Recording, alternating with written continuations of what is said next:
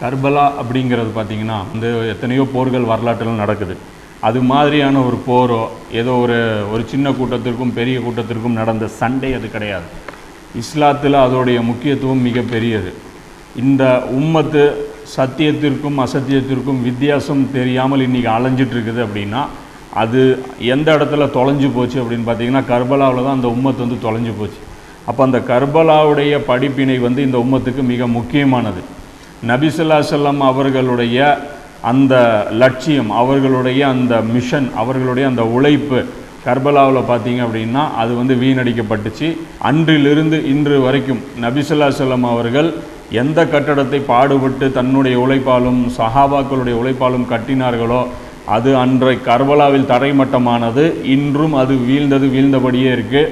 இந்த சமுதாயம் மீண்டும் எழுச்சி பெற வேண்டும் என்றால், அல்லாஹ்வுடைய அன்பை பெற வேண்டும் என்றால், பொருத்தத்தை பெற வேண்டும் என்றால் நபி ஸல்லல்லாஹு அலைஹி வஸல்லம் அவர்கள் எழுப்பிய அந்த கட்டிடத்தை மீண்டும் எழுப்ப வேண்டும். அப்படிங்கிறது தான் கர்பலாவுடைய ஒரு முக்கியமான படிப்பினை. அதன் காரணமாகத்தான் நம்ம இந்த தொடரை பார்த்துட்டு வரோம்.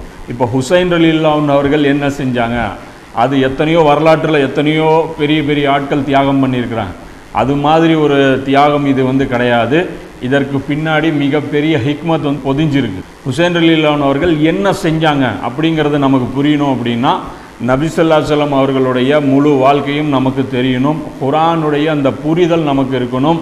குர்ஆனுடைய தாவா எதை நோக்கியது, குர்ஆன் எதை நோக்கி அழைக்கிறது அப்படிங்கிற அந்த விஷயம் எல்லாமே புரிஞ்சாதான் ஹுசைன் ரலியல்லாஹு அன்ஹு அவர்கள் நமக்கு சொல்லிக்கொண்ட பாடம் வந்து நமக்கு வந்து புரியும். இந்த அடிப்படையில் நபி ஸல்லல்லாஹு அலைஹி வஸல்லம் அவர்களுடைய வாழ்க்கையும் ஹலீஃபாக்களுடைய அந்த ஆட்சியையும் அந்த காலகட்டத்தையும் நாம் தெரிஞ்சால் மட்டும்தான் கர்பலா ஏன் நடைபெற்றது, அதில் இருக்கக்கூடிய படிப்பினைகள் என்னங்கிறத நாம் வந்து பிரித்து பார்க்க முடியும்.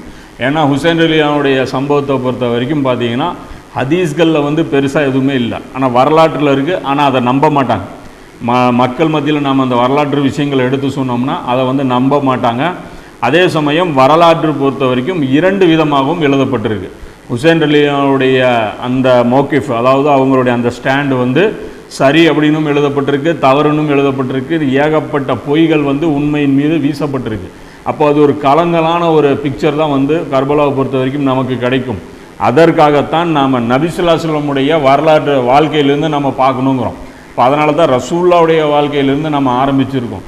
அப்போ ரசூல்லா எதற்காக வந்தாங்க, எதற்காக பாடுபட்டாங்க, அவர்களுடைய வாழ்க்கையுடைய பெரும் பகுதி எந்த அழைப்புக்காக வந்து செலவிடப்பட்டது, அதற்கப்புறம் கலீஃபாக்கள் எதற்காக பாடுபட்டாங்க, சஹாபாக்கள் எதை உயிரை கொடுத்து காப்பாற்றினாங்க அப்படிங்கிறது எல்லாம் பார்க்கும்போது தான் ஹுசைன் ரலியல்லாஹு அன்ஹு அவர்களுடைய அந்த செயலுடைய அந்த புரிதல் வந்து நமக்கு வந்து ஏற்படும்.